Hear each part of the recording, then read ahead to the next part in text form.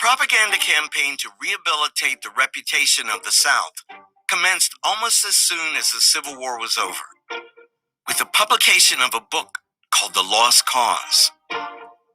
The Lost Cause argued that the intentions of the Confederacy had been righteous and admirable, in spite of its military defeat. 30 years after the war, this idea took on a new life. The Lost Cause became the ideological justification for white supremacy. Get to the 1890s. The Lost Cause became not about loss at all.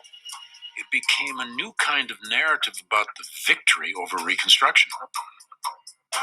There's a kind of entire mythology associated with what Reconstruction was attempting to do, that it involved the subordination of the white population by the black population, that the Reconstruction legislators were ignorant, venal, or worse, predatory.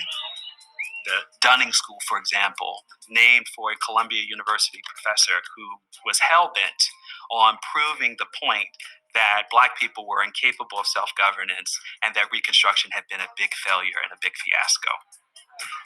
It was all wrong. So it becomes this way of justifying and making a case for why you need Jim Crow. The Jim Crow system isn't just a series of laws. It's a set of beliefs, philosophies, attitudes, and even stone monuments. Confederate monuments are a lasting legacy of this revisionist history, and white women of the South were the ones spearheading the effort to erect hundreds of these memorials to their lost cause.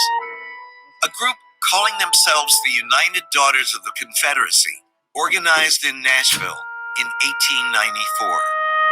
The UDC became a powerful and prominent force which took control of Civil War memory.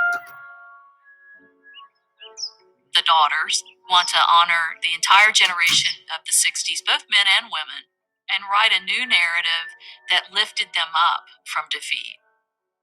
In that first meeting, there were maybe 30 women. That was one chapter. The next year, 110 chapters. Within 10 years, there were 30,000 women in the organization. They were wanting to honor their ancestors. But they were also grappling with, what did a defeated South mean for their generation?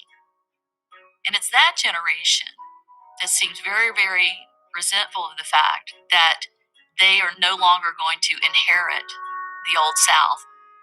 They won't be Southern belles. They won't have slaves at their beck and call. Southern civilization to them had been lost.